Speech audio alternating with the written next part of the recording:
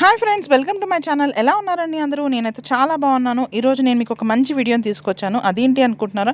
ఈ టెడ్డీ బేర్ని చూస్తున్నారు కదా, మీరు ఎంత మురికిగా నల్లగా డస్ట్ పట్టేసిందో.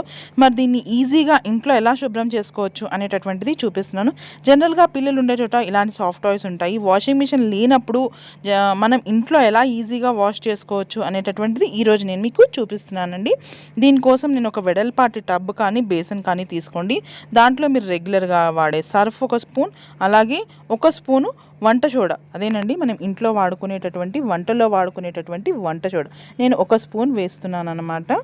దాని తర్వాత ఒక నిమ్మ చెక్కకి మీరు రసం అనేటటువంటిది కొంచెం ఎక్కువగా ఉండాలి. సో నాకు ఇక్కడ నిమ్మ చెక్కలో రసం ఎక్కువగా లేదు, సో నేను ఇంకొంచెం అనేది తర్వాత యాడ్ చేశాను అన్నమాట. దాని తర్వాత దీనికి ముందుగానే ఒక పక్క వేడి నీళ్ళు అనేటటువంటివి స్టవ్ మీద పెట్టేసి రెడీగా ఉంచుకోండి. ఇది కొంచెం మనకు పేస్ట్ లాగా అవుతే బెటర్. నాకైతే పేస్ట్ లాగా అవ్వలేదు అంత, కానీ నాకు ఉండే ఆ టెడీ బేర్ మురికికి సరిపోయిందనమాట. దీంట్లో ఇంకో 2-3 టెడీ బేర్లు కూడా మనం కొంచెం నిమ్మకాయ వేస్తే సరిపోయేది. నేను ఇక్కడ వేడి నీళ్ళు అనేవి ఆ టబ్లోకి, ఆ సర్ఫ్ మిశ్రమాల్లోకి వేసి కలుపుతున్నాను. ఇక్కడ వేడిగా ఉన్నాయి, అదే చెప్తున్నాను.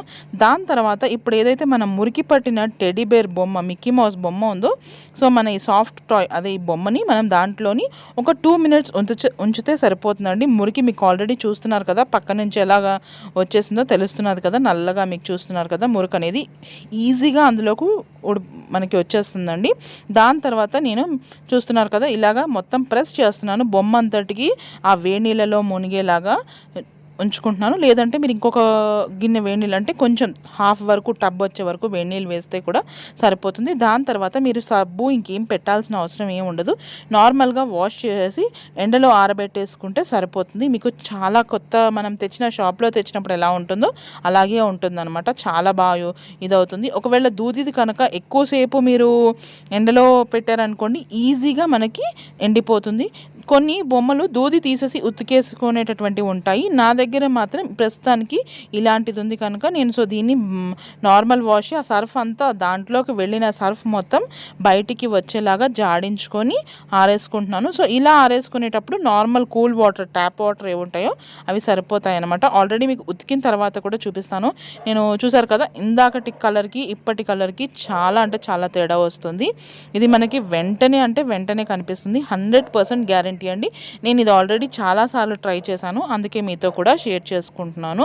సో ఇప్పుడు నేను మీకు ఇక్కడ ఆరబెట్టేసి కూడా చూపిస్తాను. చూడండి, ఇలా ఆరిపోయింది. సో ఇలా ఆరిపోయిన దాన్ని తీసేసి మనం మామూలుగా ఇంట్లో పిల్లలకి ఇచ్చేస్తే వాళ్ళు ఆడుకుంటారు. బట్ పిల్లల దగ్గరికి వెళ్ళిన తర్వాత ఎంతసేపు ఇలా ఉంటుందో అనేటటువంటిది అయితే నేను చెప్పలేను. మా పాప దగ్గర అయితే అస్సలు ఉండదు. సో ఇదండి ఇవాల్టి వీడియో. మీ అందరికీ ఈ వీడియో చాలా యూజ్ అవుతుంది అని చెప్పి షేర్ చేశానండి. సో ఈ వీడియో నచ్చితే లైక్ చేయండి, షేర్ చేయండి. యాజ్ యూజువల్ నా ఛానల్ని బెల్తో సబ్స్క్రైబ్ చేసుకోండి. సో మరి ఇంకెందుకు లేటు, మళ్ళీ మీ ముందు ఇంకా మంచి వీడియోతో వస్తాను. అంతవరకు ఉంటాను. టాటా, బాయ్ బాయ్.